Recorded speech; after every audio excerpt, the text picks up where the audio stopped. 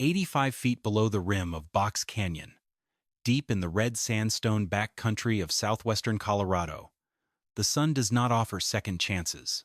In November of 1973, a solo builder walked down into that shadowed gorge and did what local forest rangers considered outright suicide. She chose a patch of frozen ground tucked so deeply beneath the northern cliff face that from the 18th day of October until the 20th day of May, 214 consecutive days, not a single ray of direct sunlight ever touched the earth. While the mesa top high above bathed in brief autumn gold, the floor of the canyon remained trapped in perpetual slate-gray twilight. Now, picture this: a microclimate where spilled water turns to solid ice in less than 90 seconds. A narrow trough in the earth where nighttime winds barrel down the rock faces like heavy iron freight trains. The winter air down here did not merely chill. It settled like a thick, freezing fog that refused to move. Everyone who saw the sight called it sheer madness. Local homesteaders insisted that building where light goes to die was a guaranteed ticket to a frozen grave. They predicted that within 6 weeks of the first winter blizzard, cold sink frost would shatter the foundation, dampness would rot the walls, and the relentless sub-zero darkness would drive anyone insane. Yet, she stayed. She built a cabin measuring 16 feet by 24 feet, a compact 384 square feet of living space that defied every traditional rule of frontier construction. And when the deadliest record freeze of the decade slammed through the river basin, bringing ambient temperatures down to a bone-crushing -34 degrees Fahrenheit, her indoor thermometer held firm at a steady, comfortable 68 degrees. She did not achieve this with a massive commercial furnace, or by burning through cords of firewood every 3 days.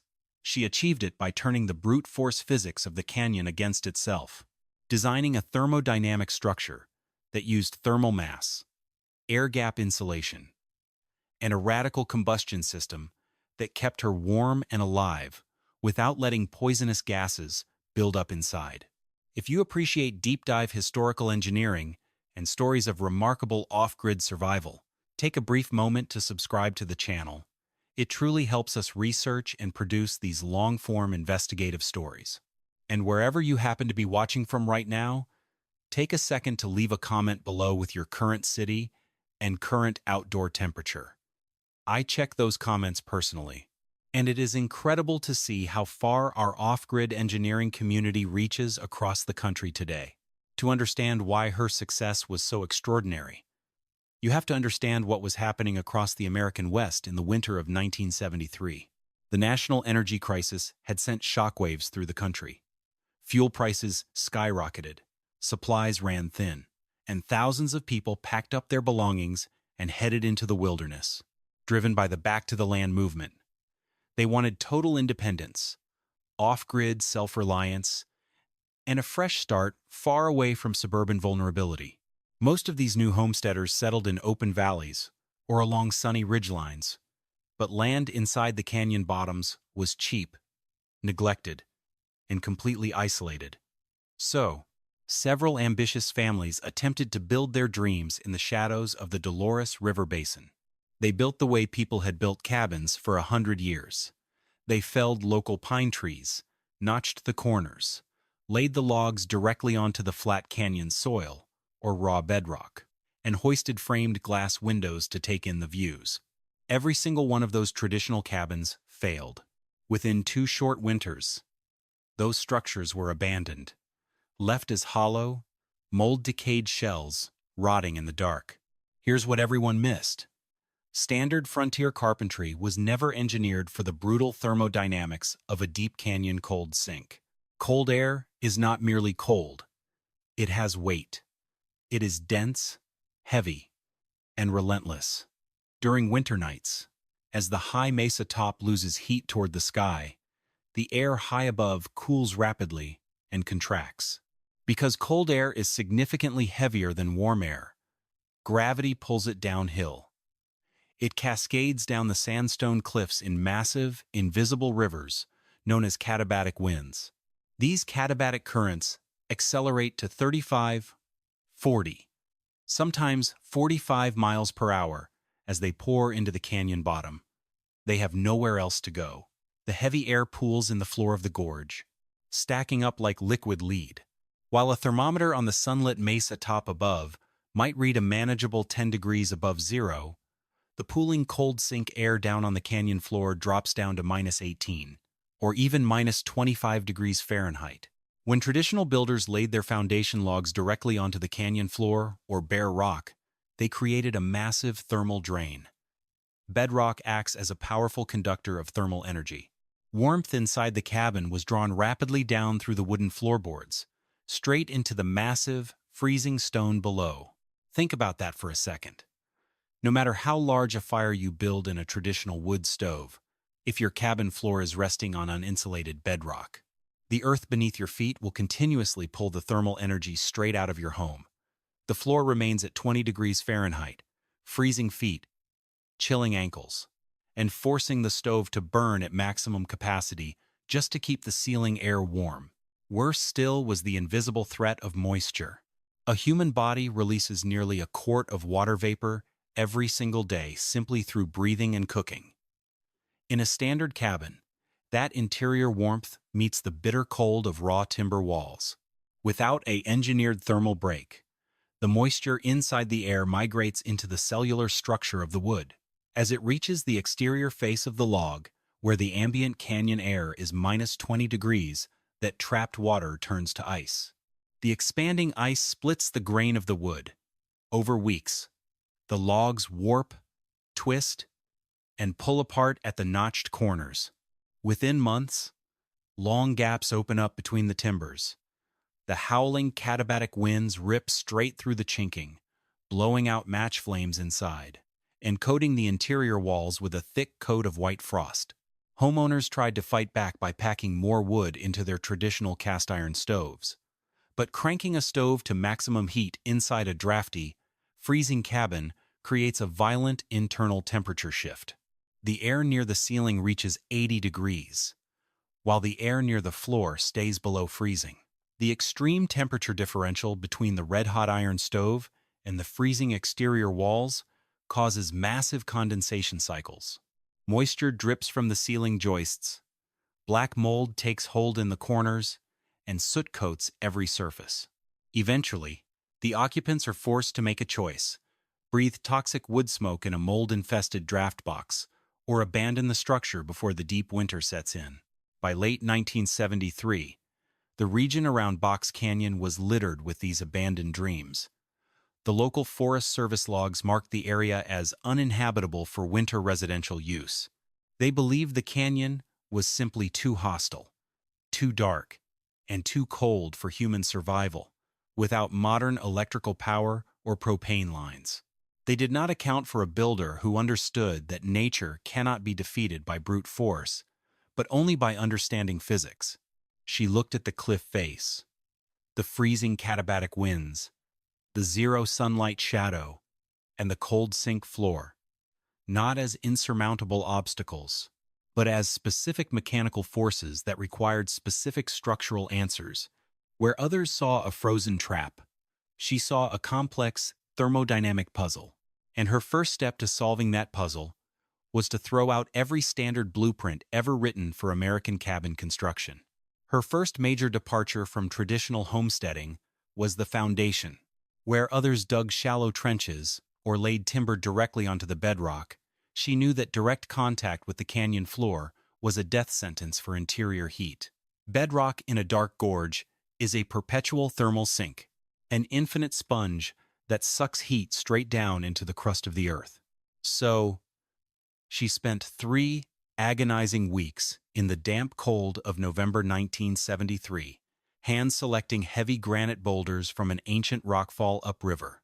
She dug 4 feet down into the frozen gravel at 6 key structural points, reaching below the local frost line to prevent frost heave from tilting the cabin over time.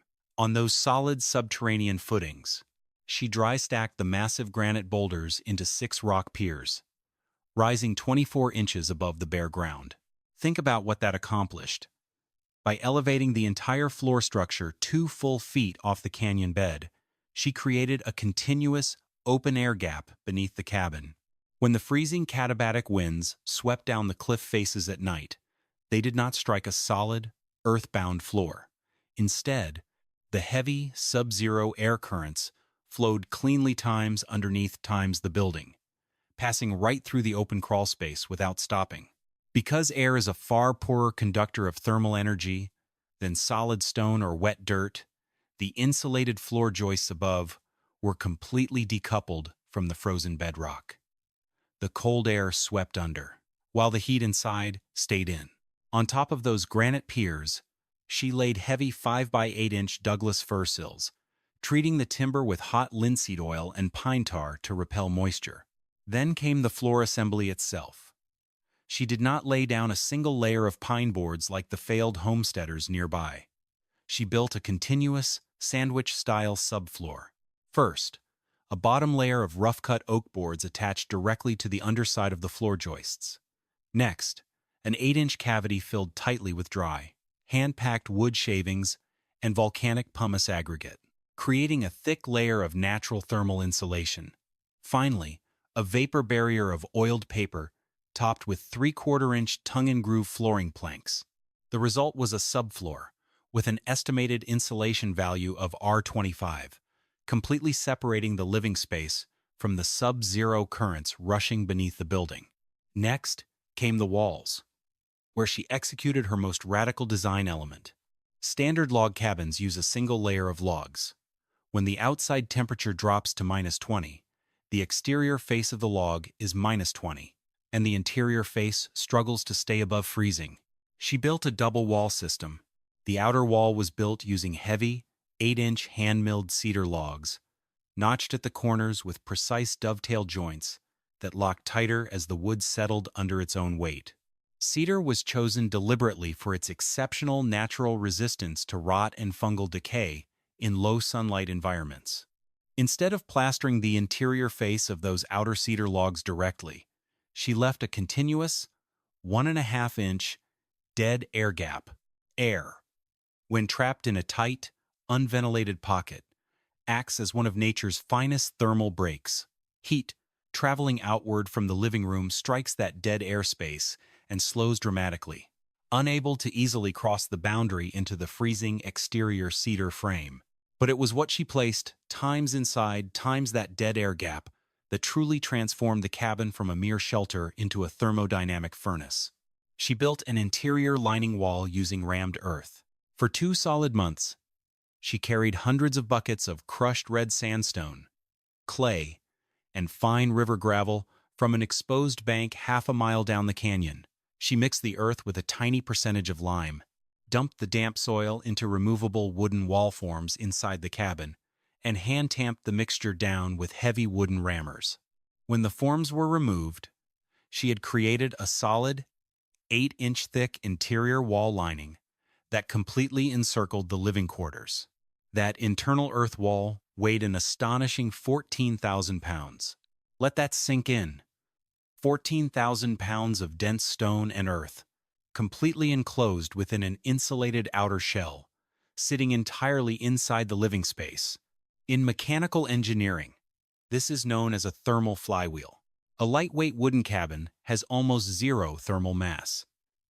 As soon as the fire in the stove dies down at 2 o'clock in the morning, the indoor air temperature plunges to matching outdoor levels within 60 minutes.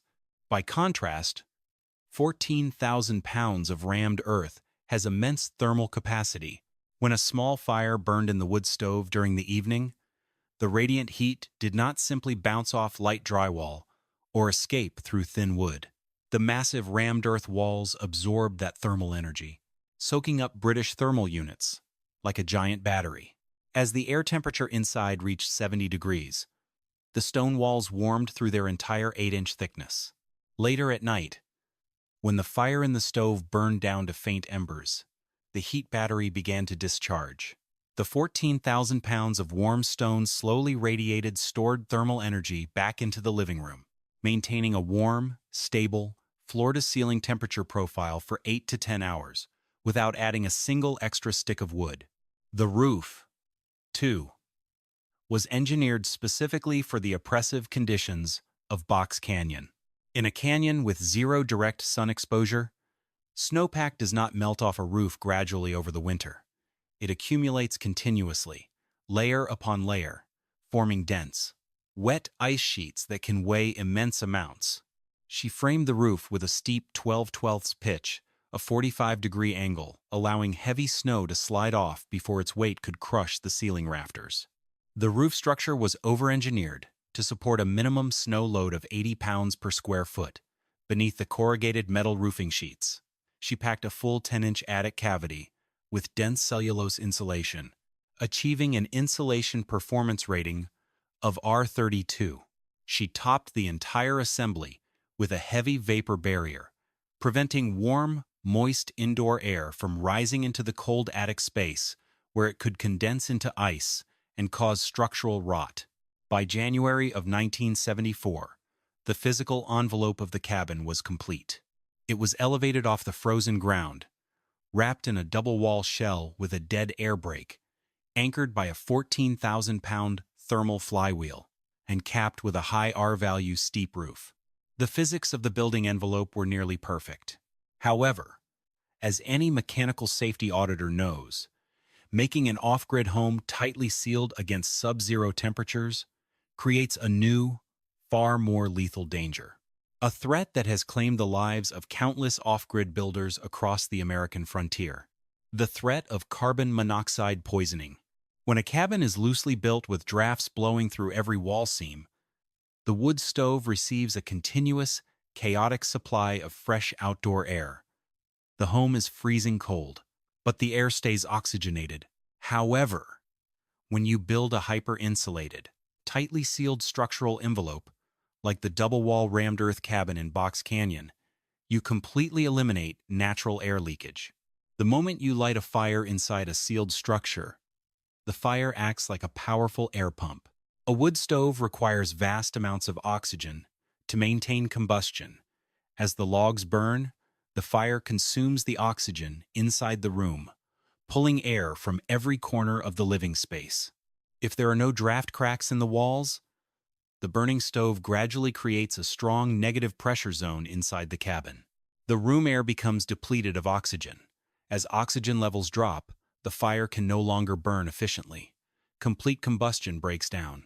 Instead of producing harmless carbon dioxide and water vapor, the smoldering fire begins producing carbon monoxide, a colorless, odorless, completely invisible toxic gas.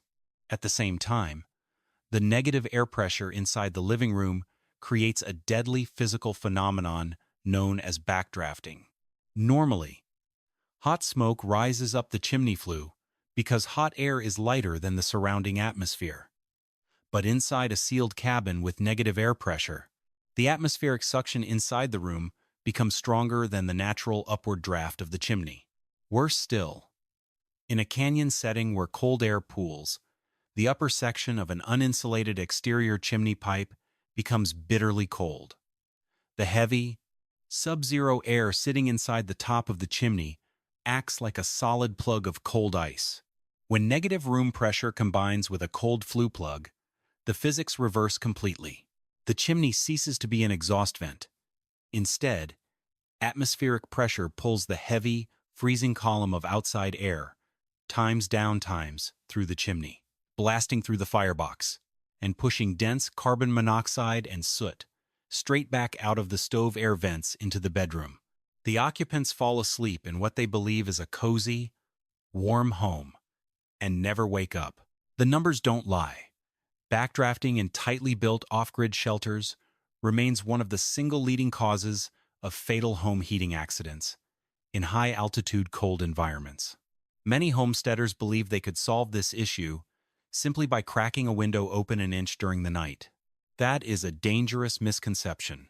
Cracking a window in -20-degree katabatic wind conditions does not create a gentle supply of combustion air. It introduces a massive, localized thermal break that destroys room efficiency. Worse, the violent temperature gradient creates strong local air currents that can actually increase internal negative pressure dynamics, worsening backdraft risks. She understood that the wood stove needed its own, independent respiratory system. She designed a dedicated, isolated fresh air intake system. Before pouring the rammed earth floor lining, she installed a 4-inch galvanized steel duct that ran directly from the open-air times underneath the elevated cabin floor, up through the insulated subfloor, and connected directly to the base of the airtight cast-iron stove. This meant the fire drew zero oxygen from the living quarters. The cold, oxygen-rich air required for combustion was pulled directly from outside into the sealed firebox, burned with the wood, and exhausted up the chimney. The living space remained completely isolated from the combustion circuit. Indoor oxygen levels remained stable, and room air pressure stayed completely neutral, eliminating negative pressure backdrafting entirely.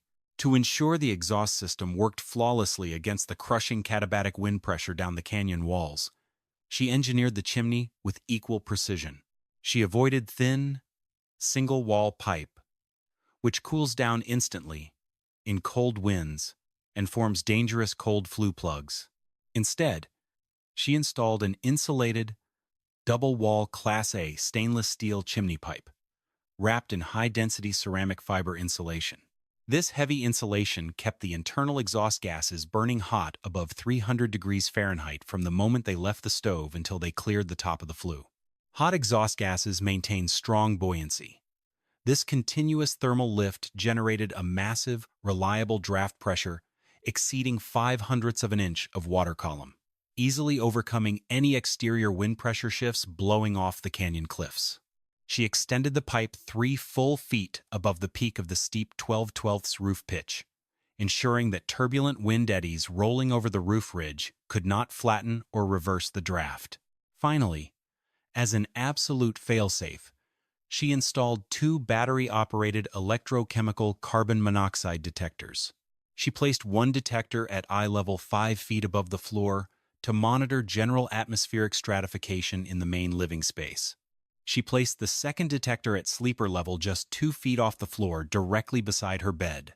Because warm toxic gases cool and settle as they mix with room currents, a sleeper level detector provides critical, life-saving early warning before dangerous gas levels accumulate in the breathing zone of a sleeping human. By marrying high thermal mass construction with precise, uncompromised combustion airflow safety, she had created something extraordinarily rare in the wilderness of southwestern Colorado, a cabin that could survive in a perpetual, sub-zero shadow without relying on sunlight, without burning through forests of firewood, and without turning its living quarters into a toxic trap. And in late January of 1978, that engineering would face its ultimate, brutal examination.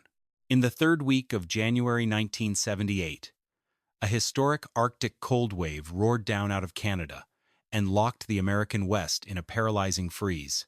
Across Colorado, power grids buckled under record demand. Roads were swallowed by drifting snow, and off-grid homesteaders across the river basin found themselves fighting for their lives as ambient temperatures plummeted far below seasonal norms. Down inside Box Canyon, the conditions were apocalyptic. Because the gorge was locked in its annual 214-day period of total shadow, there was zero daytime solar relief, while sunlit ridges high above experienced brief midday temperature bounces. The bottom of Box Canyon plunged into a relentless, unbroken plunge toward absolute cold. By midnight on January 22nd, the external thermometer mounted outside the cabin window registered a staggering -34 degrees Fahrenheit.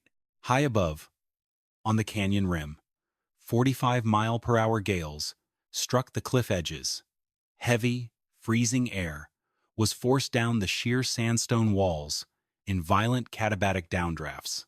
Snow fell continuously for 36 hours, dropping over 4 feet of dense, powdery snowpack across the canyon floor and piling high against the northern rock face.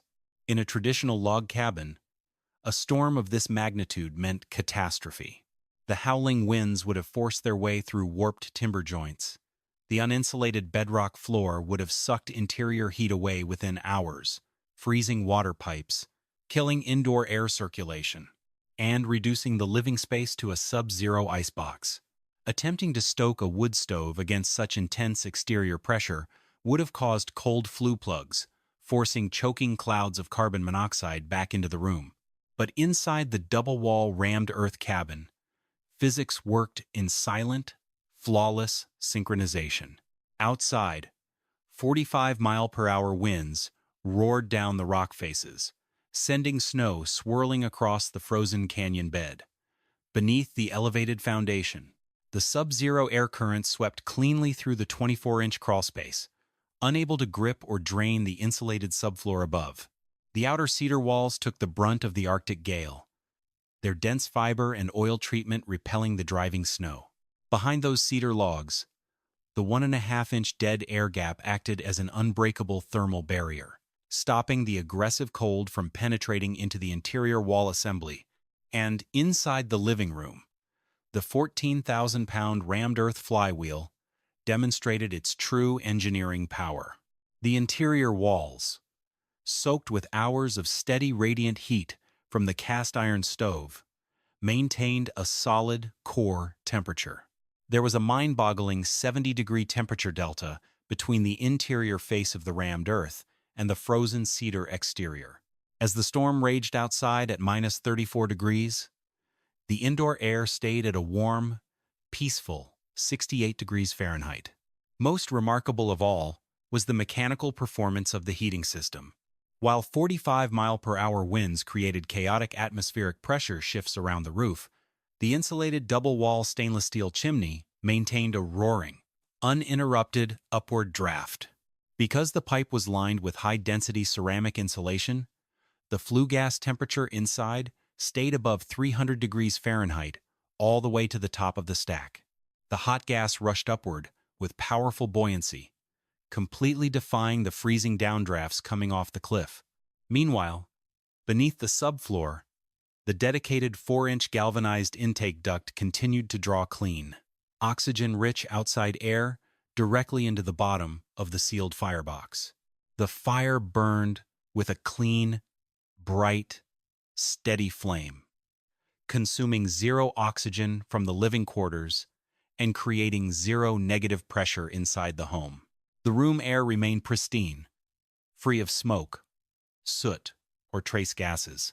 Beside the bed, the dual electrochemical carbon monoxide sensors remained completely silent, their digital readouts holding firm at 0 parts per million. At midnight, as the Arctic front reached its maximum intensity, she loaded 3 medium logs of seasoned oak into the stove, closed the primary air dampener to maintain a slow, controlled burn, and went to sleep. She did not need to wake up every 2 hours to stoke a raging fire. She did not need to shiver under 5 layers of wool blankets. The thermal flywheel had taken control. Over the next 10 hours, as the fire slowly burned down to soft gray ash, the 14,000 pounds of warm earth and stone slowly released its stored energy into the room. It was a silent, steady transfer of caloric warmth, matching the heat loss of the building envelope with mathematical precision. When dawn broke over the high mesa top on January 23rd, the physical proof of her engineering victory was undeniable. She stepped to the window and checked the mechanical instrument array. The data gathered on that record-breaking morning provided a complete thermodynamic breakdown of the canyon environment. On the high mesa top above the canyon, bathed in distant morning light, the ambient air temperature read minus 12 degrees Fahrenheit. At the bottom of Box Canyon, trapped in the deep cold sink, the ambient shadow temperature stood at minus 34 degrees Fahrenheit, a 22-degree difference caused entirely by katabatic pooling.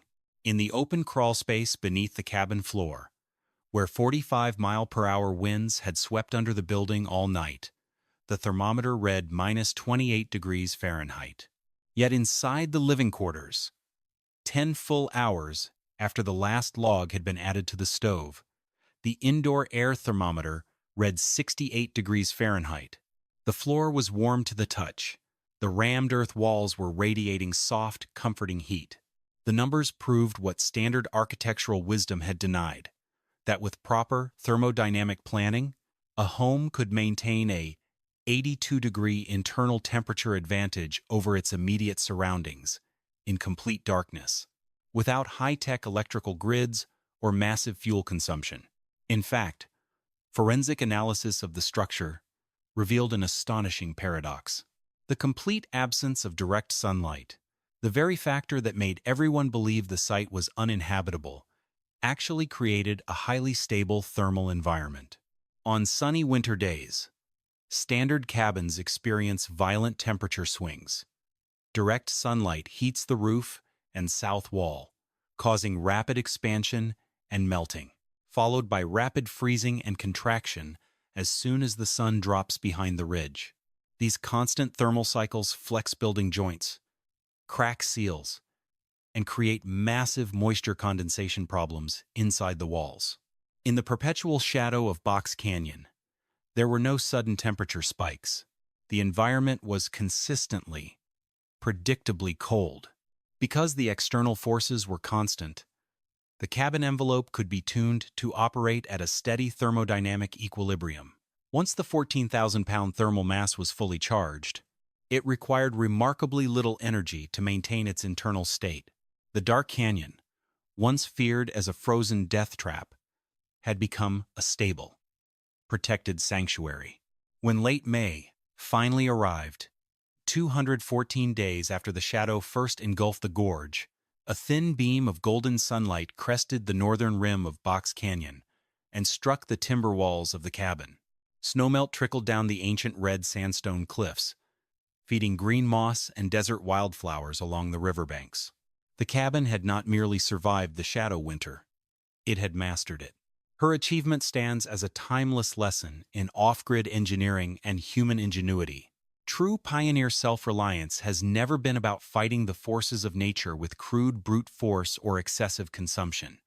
It is about understanding the fundamental laws of physics, thermodynamics, and airflow mechanics, and designing systems that work in harmony with those laws.